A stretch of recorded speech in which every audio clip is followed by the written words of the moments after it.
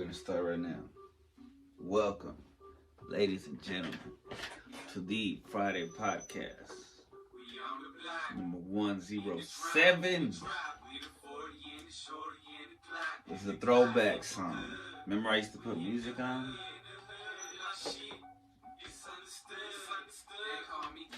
I don't rap like this no more. But higher than Empire Stairs. Haters stare, but haters rockin'. I don't care. Go digging holes, say fuck a roast. Wanna Gucci back in a bunch of dope. Hell no, get fucked and go. Bag your clothes. Come on, me squeeze. Sticky trees.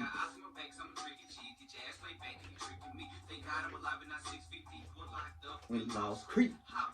Box up. Jaw crunch. Mic. Fronts. Blunts. Silly punks. Got me to your shorty, but you never see me once. Casually fly, passing me by. Fly, ride. Little X or Kane if you prefer. Was the best. Ask her, super soaker on the chest. Super duper cess. Super trooper, shoot ya, oh yes. Kama Sutra in me, Kama con tu ruca. Sweeter than azúcar. Fucking Buddha. In the drop. With a 40 and a shorty and a Glock. We good. We in the hood. It's understood. I'm on the block up in the drop and keep some rocks and got a Glock or two. Got partners with some choppers who just watch it come and rock. I make a knot about some rocks. I hit the block and buy a spot or two. Top up off you pops and gotta wash them like a mopper do. Shoot cha. Rooted to the toot. So, hey, Lil Dre, the person who rapped this song, if you're out there, man, write a comment so we can link up, or I can at least give you credit. Lil Wesley, cause I don't even know your real name, homie. Shots. Look at that, see? Resting. Hustler. Supplying all the customers. Block. Like the front of cops. I will never run. The pot. Go where my block's at. We shit with our Glock straps. Cause we kick it with hot cats. Spots at. Straps at. In the drop. With a 40 and a shorty and a Glock. Looking for good. In the hood. And they're like shit. It's understood. Verse 3 is for the haters. Pimps, hoes, and players. I've been in it for a minute trying to be a money maker. Yeah. Welcome, everybody, to the Friday podcast, number 107. Oh, thank heaven. Definitely thankful this week because I had the week off. Still gotta conserve. It's not like I'm going anywhere or doing anything crazy, but it's nice to have time to rest. Thank y'all for waiting for another late episode. But we're here. It was an interesting week. Interesting emotions, interesting feelings, embarrassing feelings, proud feelings, exciting feelings. Yesterday we recorded with the iPod and it's becoming more comfortable, more flowing. And work was interesting, but it was cool. I got to partake in helping the spelling bee one day. Then I got to go back to help with pre-K, which was challenging, but it was cool. Yeah, man, I hate how oftentimes I become negative upon myself, and I'm gonna try a couple different things. I'm gonna fast on a couple social media sites and a couple other things this week, so I think that should help me be more positive on the day-to-day. Because it could be as simple as, you know, taking a break from certain things. So anyway, let's get to it. No,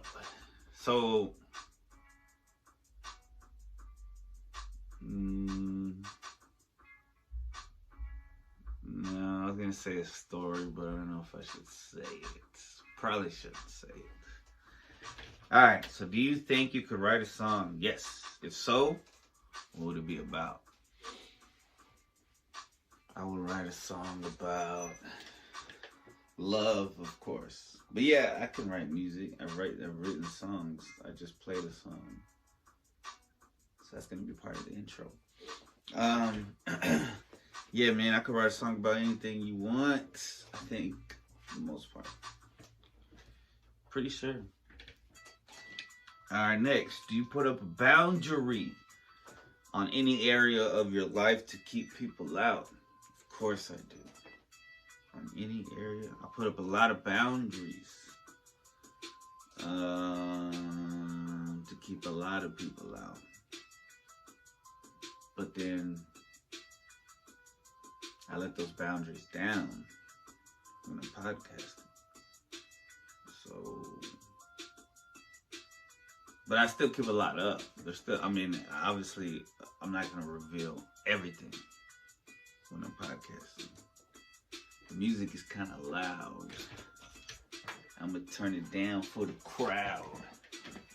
So there isn't a shroud of evidence that I'm feeling. Because I'm coming through. And I'm sailing, like a motherfucking railing. I'm grinding, I'm shining. Haters blinded. Man, they reminding that God designed them to be the king of the rap game. He never ever was fucking lame. Puffin' Jane. Mary Jane. Never living lame. Script it to the game. Alright, anyway. If you had a chance to marry royalty, hell no. Even if you weren't in love, hell no. I know some people would, but fuck that. You gotta sell your soul for that shit. Who do you feel like you have the strongest unspoken bond with? Sorry for the squeaky chair. Unspoken bond? Man, that's weird. I'm thinking in the sphere. I'm thinking that out of here. Over there. No, I guess some old coworkers. Because, you know, I've been working on my job almost 10 years. Have you ever blackmailed someone? If so, what? Nah, man. What is some of the most important work being researched on our planet in your opinion? Question 2121 from 3,000 questions about the most important work being researched on. Spirituality, enlightenment, ascension. Have you ever won a giant-sized toy from a fair? No, it's not fair. Nah, I don't care. Have you ever been caught in a love triangle? If so, with who? What is that? Not really. I'm gonna say no. But, probably. But I'm not gonna say with who. This is a public podcast. I ain't gonna say with who. What it do? Coming through. Choo choo. Like a train. Puffing on that what, Mary Jane. Feeling kinda insane. In the membrane. It's okay, I just do it again. Again, until I gain. Do you know the valedictorian of your high school class and where they are now? No. What is your most used word? Whoa. To my friends, it's for sure. Like whenever like they let me know something, I'm like, alright, for sure. Friends and family. Word. I guess it's for sure. But I don't know. It's probably I don't know. I'm sure I use I way too much. Do you prefer flowers or plants or both? I obviously don't have any plants in here. Well, I do, but I would call it flowers, I guess. Do you like cheese? If so, what is your favorite kind? Swiss, baby Swiss, cheddar, like some sharp cheddar. What's this? What's the jalapeno one? Pepper jack. Cheese is great. Mozzarella.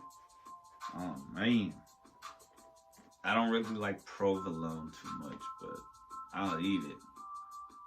I don't like American yellow that kept that Kraft.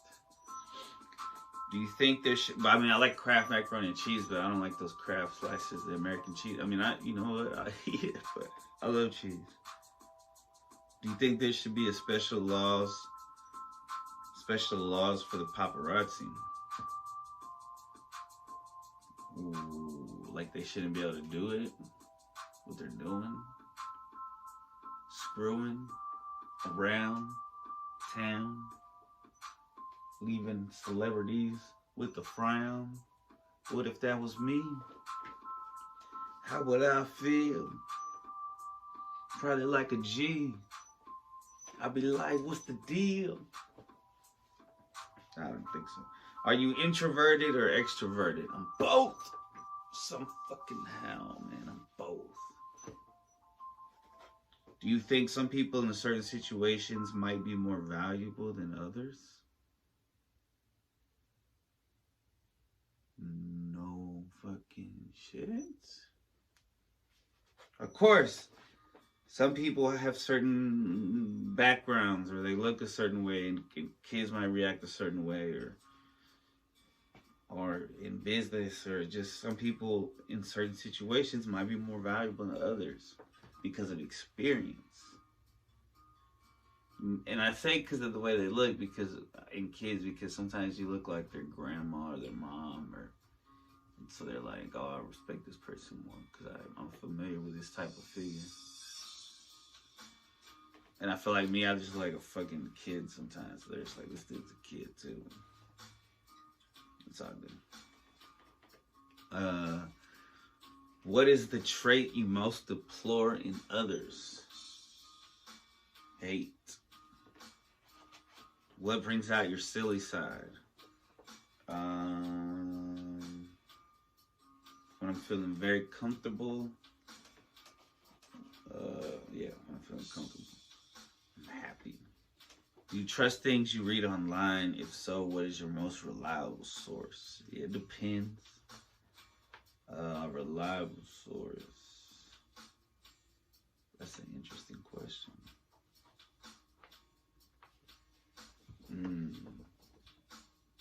The ones I'm thinking of don't even sound reliable. But, you know, most of the Associated Press stuff, like if it's like, I don't know, man. Okay, I'm going to say YouTube. And social media sometimes. Which is fucking crazy for me to say, but it's the truth. It's the truth. The internet. Do you do what you say you're going to do? Yeah, even if it's late or half-assed, I'm gonna do it. And I usually don't half-ass anything. If I'm gonna do something, I'm gonna do something pretty well. But yeah. All right, man. This is boring right here. Wait. Oh, this is a glass good one. What would you hire a private detective for?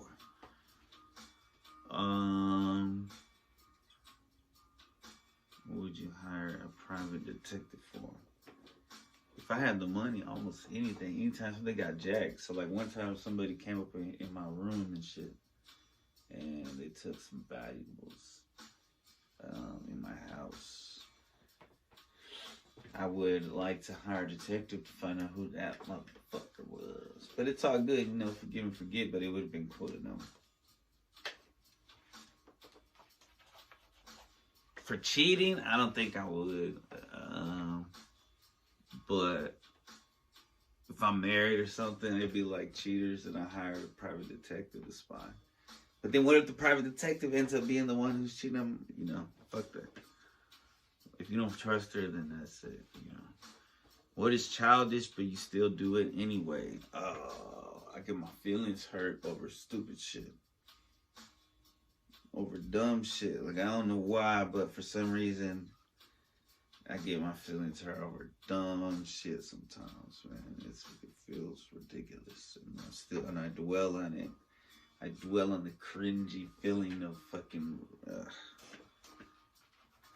What is one thing you'd recommend people not try or do? Drugs or anything. Any kind of mind-altering chemicals until after you are 18 years of age, at least. And I'm talking about... Well, yeah, 21 is good. 21 is better. But a lot of us, growing up in trauma, we look to self-medicate quickly. And so we start off at 15, you know, drinking and smoking and stuff, and that's not good. Whom do you secretly envy? Andrew Tate, Joe Rogan. If you found a purse with $100 on the floor, would you turn it in?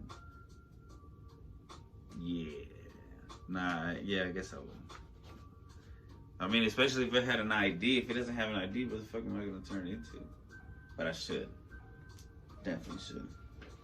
That might be their only, like, fucking... Damn, bro, you acting like it's fucking real. Of course you would. You would turn it in. Do you have a favorite figurine or action figure? If so, who is it of? Yeah, and I put all my Ninja Turtle figures in a suitcase for my little cousin when he comes over. He spent the night. And he loves the Ninja Turtles.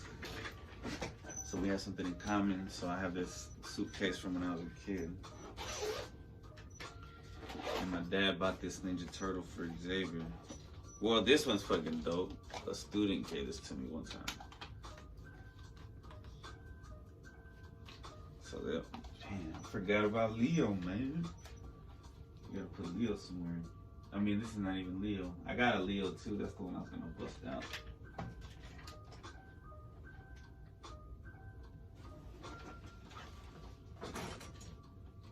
Leo because he looks like the old school one.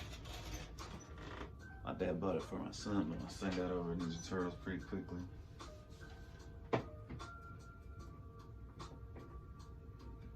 There's like one sword. That's all he needs, man. And there's a shredder. Yeah. When I was a kid, I had this, I had a Ninja Turtle that was, it was Donnie. And it was the old school, he was like a superhero. But he wore like it was like a black suit with a purple cape. It was fucking dope. And I also had like a silver Buzz Lightyear. Mm-hmm.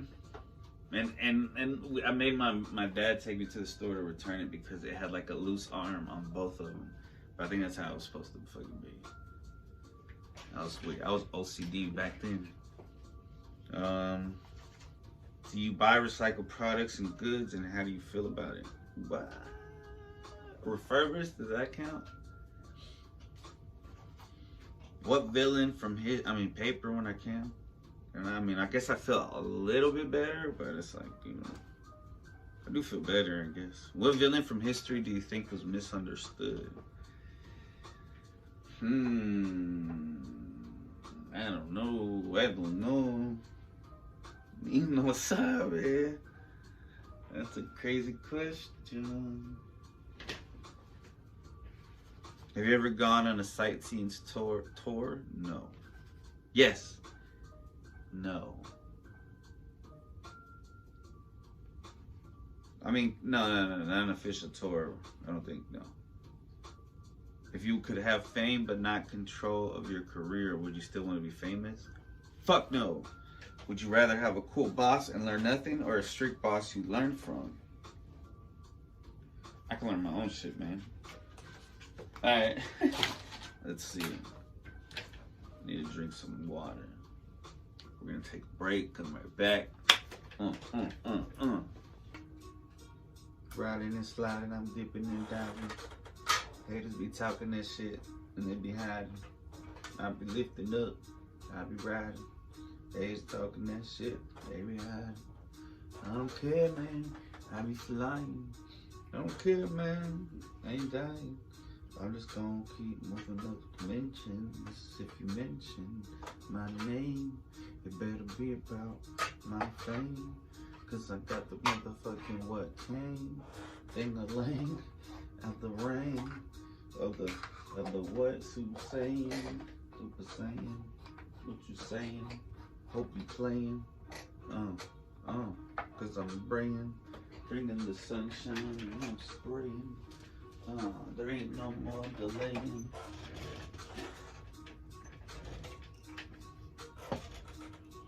I hope you understand I'm raining. When I say that I'm raining, I ain't talking about water. I'm talking about my family, for my sons, my future daughters. We gonna control the land. Now do you understand? Do you comprehend that this your end? And it's the beginning of my beginning. I'm coming through, man. You know I'm winning. Slipping and sliding, I'm dipping and diving. You haters talking that shit and you be hiding. Dipping and diving, I'm steady slipping and flying. These haters talking that shit and they be hiding. Yo. So today, instead of doing an animal, spirit animal, I'm gonna do something a little different that I've seen a couple times, several times, a handful of times. Sometimes I'll see like a random white feather. And so I want to look it up. I always want to look it up and I always forget to look it up. I have looked it up, but I don't always like save it. Or I screenshot it, but I always forget about like actually covering the podcast. So, seeing a white feather, symbolism. A white feather, this is from reference.com. A white feather could be confirmation from the angels that you're traveling on the correct path in life. It could also be a reminder of your connection to heaven. It could also be a way for the universe or the creator to give you a little hello. A peaceful reminder, white feathers are closely tied to peace and protection. Angelicalbalance.com says, when you see white feathers out of nowhere, it is perhaps to grab your attention to bring you back to the present moment. Being in the present is being mindful of your surroundings. When our power of mindfulness increases, we begin living on a higher vibration. It is said that birds are very in tune with spiritual energies. They say that spiritual messages come from above through them. It says that angels pluck their feathers from above to send messages of encouragement and inspiration. The higher powers are asking you to not give up and keep moving. Also, they're asking you to draw from your inner strength and not lose hope. Sometimes feathers start frequently coming out of nowhere. It is a sign to ask yourself what makes you happy. It is time to self-reflect and ponder over what gives you spiritual fulfillment and connection to your spirit on a deeper level. You must do some inner reflection and think about your spiritual goals. Think about the goals you have set for yourself. Are you doing justice to them? This is the process of gaining inner wisdom. White feathers floating around about could also be your angels telling you to look for signs and listen to your gut feeling. There are always difficult decisions to make, but when you listen to your heart or your intuition, the universe will always guide you on the right path. All right. Now the angel number of the week, 757. Straight from heaven. Thank God for the blessings. Thank God for the stressings. So I can compare to the happiness. Okay, angel number 757 from angelnumber.org. The angel number 757 could also be a sign of spiritual awakening you are going through. Maybe you have been on a spiritual journey for some time, gaining all the knowledge you can do on the subject as well. The angels encourage you to keep up the good work, which will help you accomplish your life purpose. Don't let others dismay you from that path. The Secret of the Tarot.com says that angel number 757 has a unique vibrational frequency and comes with a lot of wisdom, especially in our love lives. When it comes to love, the number 757 is the messenger of understanding love in our loved ones. Each one of us loves differently, and each love story is unique. Sunsigns.org says that 757 has a lot of indications. 7 is a sign of purity. It is the forgiveness of sins. 5, meaning, is a sign of human power. It basically depicts evolution and technology. And then, the 5th finger is the thumb, which helped us evolve. It is basically the power of man to improve his livelihood. Number 57 is the beginning of a new dawn. It is a symbol of development and progress. AngelManifest.com says 757 is the message that the changes you experience will be in line with the purpose of life. Even if the change is small or large, it will be very meaningful to you. Angels also tell you don't let you make your limits. You have the power to achieve things more than you think. Excuse me. The angels want you to trust your abilities more. Angelnumbersmeaning.com says that 757 is telling you to start working more on yourself and start building foundations for your future. The more you work on yourself, the more you will receive in the future. Angel number 757 reminds you how important it is to keep learning more and using your knowledge for personal growth. Damn, that one's heavy. Heavy like a Chevy. Oh, man, I'm so ready. Hate is deadly? Nah. What you all right. We're going to take a break. And then we'll come back with something I'm not sure yet. We'll come back with something. A segment or something. Alright, we'll be back. And we are back with anxiety news. Let's see. From Forbes.com. Psychologists explain how your anxiety may be creating false memories in your head. Now, I don't agree or disagree. I'm just going with it's saying. Let's see. This came out November 18th, 2022. It says a new study published in the Journal of Personality and Social Psychology uncovers an uncomfortable fact about the anxiously attached individual. Their minds falsify memories far more than the average person. In fact, now I don't agree with this, but let's see what it says. In fact, people with anxious attachment styles are more likely to get facts wrong about everyday social situations. Well, like when a person is relaying information to them in person or on a video call. The paper, authored by Southern Methodist University's SMU, Nathan's Hudson and Michigan State University's William Chopik focused on adults with attachment anxiety, i.e. people who frequently worry about being rejected or abandoned by those closest to them. I'm laughing because of like, yo, this is crazy. The study randomly assigned participants to watch a 20-minute video of a woman talking about her tumultuous breakup with a man, or another topic like a shopping trip or the ecology of California wetlands. Other participants got the same information from audio only or by reading a transcript.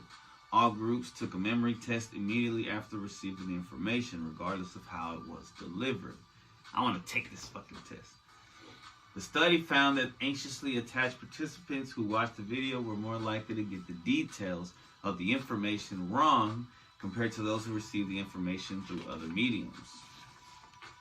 According to Hudson, seeing the speaker might be a factor in memory distortion because anxiously attached people tend to be hypervigilant in monitoring facial expressions. They also tend to misjudge the perceived emotional states of others. Okay, I don't feel like that's me. We believe that highly attachment anxious individuals are likely intensively analyzing what is being said in the videos we show them, said Hudson. Their own thoughts and feelings about the video may have gotten mixed up with the actual video contents in their minds. Thus, they experienced false memories when we gave them a test regarding the video's contents. These findings explain our personalities can meddle with accurate memory recording and recall. Hudson explains that memory making as a process is inherently error prone. It's important to understand that our brains don't store verbatim audio or video clips of events that happen to us. Obviously. He says, I said obviously. Instead, our brain stores snippets of information about our experiences. When we attempt to recall a memory, it combines stored bits of related information and makes its best guess about what happened. Add this to an attachment anxious personality's belief that they are not worthy of love and care. Their intense, I'm laughing because I'm thinking it's me. Their intense fear of rejection and their tendency to overanalyze their relationships, and we can understand why sometimes two people in the same relationship have dramatically different stories to tell about the same events. Whoa. According to the authors, their study can serve as an alarm bell for people with attachment anxiety. These findings can draw their attention to interpersonal situations where they are likely to experience false memories. For example, during online or in-person lectures, conversing with classmates and friends, or watching political debates. It's an odd group of situations. In such situations, Hudson suggests that supplementing information received during face-to-face encounters with reading and listening activities can likely improve memory accuracy for individuals with an attachment-anxious relationship style. Hudson adds that most people wish to temper their attachment anxiety, and interventions may be able to help them do this, leading to improved well-being. His research suggests that moving toward a more secure attachment style can positively affect memory processes, and he hopes that future research can help move people in this direction. That's interesting. So Mark Travers, I guess the person that wrote this, his PhD is an American psychologist with degrees from Cornell University and the University of I get that part. Whoa. It's pretty interesting. Bold claims. Very interesting. We'll be right back, ladies and gentlemen. This week, we're going to talk about a movie that I should have showed love to last month. But, it's never too late to show love to a dope movie. And I was intrigued by the reception of the movie. QB Halloween. And I've seen it several times. Each time made me laugh. Each time I saw things I didn't notice the first time. It was hilarious, and it was like perfect for Halloween. On Halloween this year we watched. Oh, looks like I'm flicking y'all off. On Halloween this year, you know, we watched it a couple times, and it was dope. And it has like it has a good meaning. It's not too raunchy, so it's good for kids, families, but it's also good for like stoners, and it's good for everybody. You know, the people that hate on Sandler, man, I mean, it's not for everybody, but I love it. You know, it's pretty good for a Sandler movie. Like, I give it at least a 4.5. And I know that's kind of crazy. At least a 4. 4. Because, you know, Sandler's got some great movies, but it's pretty good, man. People hate him. So a little backup about it. Hubie Halloween is a 2020 American mystery comedy film directed by Stephen Brill, written by Adam Sandler and Tim Hurley,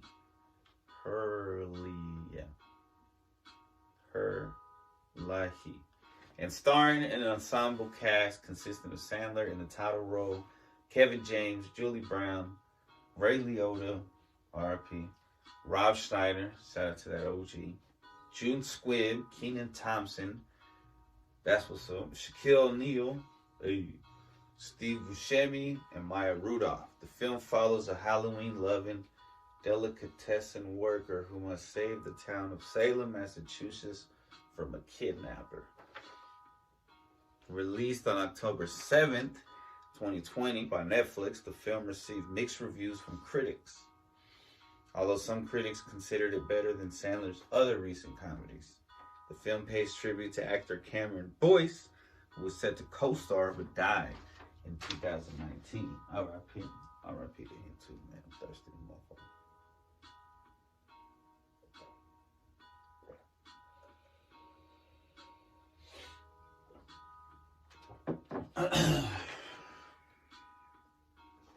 So on Rotten Tomatoes, the film has an approval rating of 51% from 81 reviews, with an average rating of 5.1 out of 10. See, I definitely give it at least a 7 out of 10 or 7.5. The website's critic consensus reads, viewers immune to its star's charms won't find it much of a treat, but Hubie Halloween is sweet enough to satisfy fans of Adam Sandler's antics. See, I don't think you have to be a fan, but that's coming from a fan. Man, I'm so congested. I need to put one of those things. On Metacritic, it has a weighted average score of 53 out of 100 based on reviews from 19 critics indicating mixed or average reviews. David Ehrlich of IndieWire gave the film a B-, praising the cameos and saying, "Are those details enough to make Hubie Halloween much better than all the other content Sandler has churned out for Netflix so far? Or am I just drunk on the movie's pumpkin spice production design?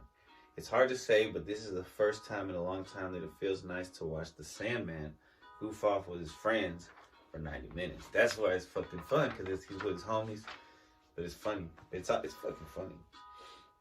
For the 41st, and this is what got me, kind of hurt me. For the 41st, but I kind of get it. For the 41st Golden Raspberry Awards, Hubie Halloween received 3 nominations for Worst Actor for Sandler, Worst Screen Combo for Sandler and his grating simpleton voice, and Worst Prequel, Remake, Ripoff, or Sequel. And I didn't know that it was a remake / ripoff of Ernest Scared Stupid. Which, that's some OG shit. So I get it, he's paying homage to it. People are haters, man. People are gonna hate, and him and his boys aren't sellouts. You know what I'm saying? And I think that's what gets like a lot of it, because especially right now, Schneider, speaking on real shit. So yeah, I love it, man. I love that movie. At least a 7 out of 10. I'm not doing or out of 5 stars, 4.5 or some shit. 4. I don't fucking know. Check it out though. If you have, let me know what you think. In rating, because I like all his shit. I like the 40 days and with the 40 Dates, right? With Drew Barrymore and Big Daddy, and of course Billy Madison, Happy Gilmore, Click. Oh man, Click had me cry. What else? I don't know, man. Much love. I love y'all. Let's do this again sometime. See you at the movies next week. Need some candy. Used to work at Hollywood. R.I.P. Doesn't exist anymore. All right, man. Badass women in Herster. Welcome, ladies and gentlemen, to this week's special Wild Wild West Baddie. Susan Anderson, born January 31st, 1870, and passed April 16th, 1960. Almost 100 years. Was an American physician and one of the first women to practice medicine in Colorado. Anderson was born in 1870 in Fort Wayne, Indiana, and later moved to Kansas. Her parents divorced when she was young, and she lived with her father, younger brother, and grandmother. After she graduated from high school in 1891, her family moved to Cripple Creek, Colorado. Sounds like a game. Cripple Creek, Colorado, after gold had been discovered there. Although she originally wanted to work as a telegraph operator, she was encouraged by her father to attend medical school at the University of Michigan. Anderson became a licensed physician after graduating from medical school in 1897. She returned to Cripple Creek, shout out to Cripple Creek, before moving around Colorado in an attempt to practice in Denver, Greeley, and Eaton, but found it difficult to find work. She was briefly engaged, but was left at the altar by her fiance. Man, what a punk ass motherfucker. In the year of 1900. In 1904, she was appointed coroner of Grant County, Colorado, during which time she investigated many of the deaths involved in the construction of the Moffat Tunnel Railroad. Interesting. After contracting tuberculosis in 1907, Anderson relocated to Fraser, Colorado, where residents affectionately nicknamed her Doc Susie. For 49 years, she was the only physician in Fraser. She tended to a range of patients and medical conditions, including childbirth, skiing injuries, and particularly pneumonia during the 1918 flu pandemic. Although most of her work involved making house calls to patients, Anderson never owned a horse or a car. She owned a house. She didn't own a horse or car. And she was usually paid in food or firewood rather than money.